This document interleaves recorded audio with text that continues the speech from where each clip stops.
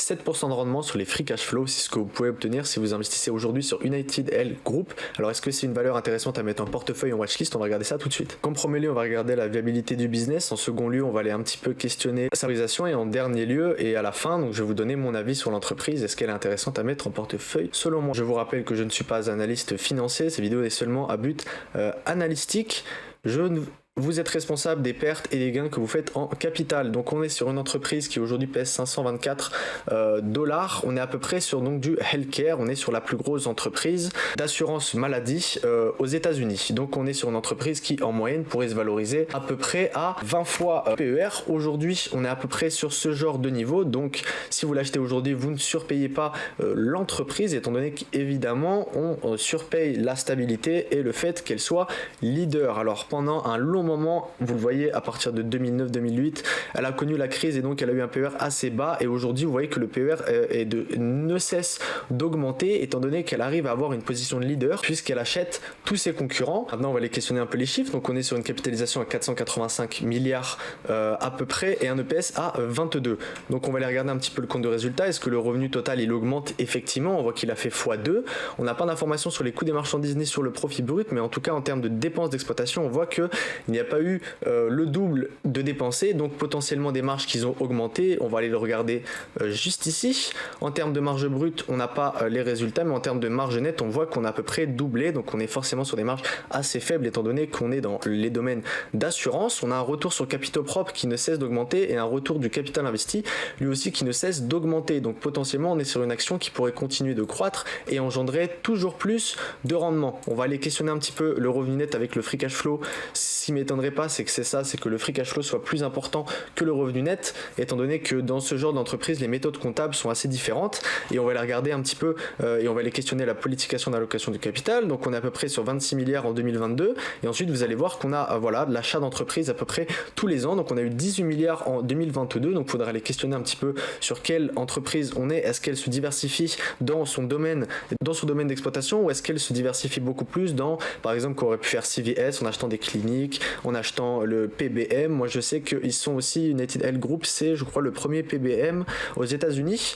Donc la personne qui va aller faire la transaction, ou peut-être l'échange entre l'ordonnance et la sécurité sociale qui va gérer le remboursement, etc. Donc ça va être cette personne qui va le faire. Donc United Health est donc le leader, et donc a une part de marché qui est donc plus importante, et ça vaut de l'argent. La part de marché vaut de l'argent, vous le savez. En termes de dépenses d'immobilisation, vous voyez qu'aussi elles ont augmenté de manière importante. On va aller un petit peu les questionner par rapport à l'augmentation. On va aller voir la dépréciation. Si on regarde, on a effectivement une dépense d'investissement qui est toujours plus élevée que la dépréciation. Donc on est sur une entreprise qui continue d'avoir de la croissance. Maintenant, est-ce que avec son cash elle va vous verser un dividende, ou est-ce qu'elle va racheter des actions? On voit aussi que c'est le cas. Donc c'est une action qui fait beaucoup de croissance et qui va vous verser quand même de l'argent. Donc ça, c'est quelque chose qu'il faut aller un petit peu questionner. Est-ce qu'une entreprise qui veut faire beaucoup de croissance dans un marché qui est potentiellement toujours en croissance, est-ce que c'est intéressant d'aujourd'hui de devenir une vache à lait et de faire du rachat d'actions et de verser des dividendes? Peut-être pas. Aller questionner cette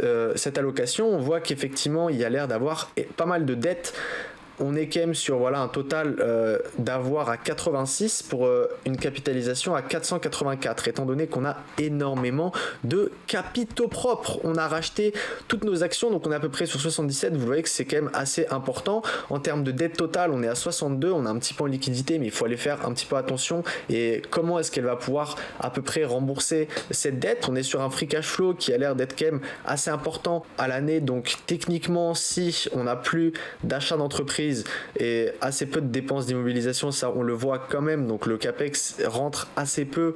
On voit qu'on est à peu près sur même pas 10% du cash lié aux activités d'exploitation. Donc on est sur une entreprise qui arrive quand même à avoir des marges assez faibles, mais qui a des dépenses d'investissement quand même extrêmement faibles. On a des émissions de dette qui peuvent être assez régulières, étant donné qu'elle va aller un petit peu titiller et aller récupérer de nouvelles parts de marché. Mais on voit ici, quand elle va faire 11 milliards, elle va faire un retour total aux actionnaires, et elle va aller rembourser sa dette de manière immédiate, juste après qu'elle ait acheté des entreprises. Donc on est sur une entreprise qui potentiellement pourrait être bien gérée. Maintenant, j'aimerais un petit peu aller regarder qu'est-ce qu'elle fait cette entreprise, et on voit Donc là on est sur Wikipédia et on va aller regarder un petit peu. Donc en 2018 c'est la plus grande entreprise dans le monde dans le domaine de la santé, avec un chiffre d'affaires qui dépasse 226 milliards et près de 115 millions de clients. Donc là on était en 2018, alors imaginez maintenant. Donc je vous conseille d'aller regarder vos rapports financiers et surtout d'aller écouter, étant donné que là c'est des entreprises assez grosses, donc il y a beaucoup de choses à lire. Je vous conseille beaucoup plus d'aller écouter les conférences calls, parce que sur ce genre d'entreprise les annual reports sont extrêmement longs. Donc on voit, histoire récente, en 2012 elle rachète une entreprise brésilienne. En 2014 elle a Med Synergy, une entreprise de management de médecins pour monter en connu. En 2015 pour 12 milliards elle achète une autre Catamaran, une entreprise de gestion de dépenses de santé. On voit ici qu'elle est donc PBM, Catalyst Health Solution, donc le premier PBM aux États-Unis. Il faut faire quand même extrêmement attention pour ce genre d'entreprise, étant donné que je vous l'ai dit, s'il y a une diversification beaucoup trop avancée, on peut avoir des PER qui commencent à baisser. On le voit par exemple sur 3M, quand il y a des problèmes sur certaines entités, elles vont tendance à avoir à spin-off un petit peu ces entités, comme on l'a pu avoir avec Viatris pour Pfizer. Donc en termes d'activité, on est donc l'assurance santé, la prestation des régimes d'assurance médicale et la prestation de services informatiques. Donc maintenant, ce genre de choses, vous allez regarder, est-ce que les activités à capital intensif, est-ce que potentiellement on peut avoir beaucoup d'argent perdu dans un moment, est-ce qu'on a une récurrence à peu près au niveau du business? Ça, par exemple, je peux aller regarder sur FastGraph, on va aller voir un petit peu les analystes, on voit qu'ils ont tendance à avoir raison, et donc on a une certaine prédictibilité de ce genre de business. Donc on voit que la courbe est stable, et effectivement on l'a vu aussi, étant donné qu'il y a énormément de croissance externe. Donc maintenant il faut faire très attention et faire énormément confiance au management, parce que c'est eux qui donc font de la croissance externe, étant donné qu'il y a potentiellement plus de croissance interne. Allez regarder vos bilans, je vous le conseille. En conclusion, je pense que United Health Group est une bonne entreprise, bien gérée. On voit qu'il y a quand même eu énormément de synergie, et que au final c'est une entreprise qui croît de manière externe beaucoup plus qu'interne. Et maintenant la vraie question, ça va être de questionner ce management et de savoir si aujourd'hui fera-t-il les bons choix comme il l'a pu le faire dans le passé. Avec un PER qui est aussi élevé, je pense que rentrer aujourd'hui sur ce genre d'entreprise, c'est pas forcément important. Vous avez seulement 7% de rendement, étant donné qu'on a un prix qui implique la croissance, voire qui l'implique même de manière très très forte. Donc on est sur, si vous l'achetez aujourd'hui, vous ne surpayez pas, mais vous ne sous-payez pas non plus. Voilà. Si vous appréciez ce genre de vidéo, n'hésitez pas à mettre un like et à vous abonner. Et moi je vous dis à bientôt.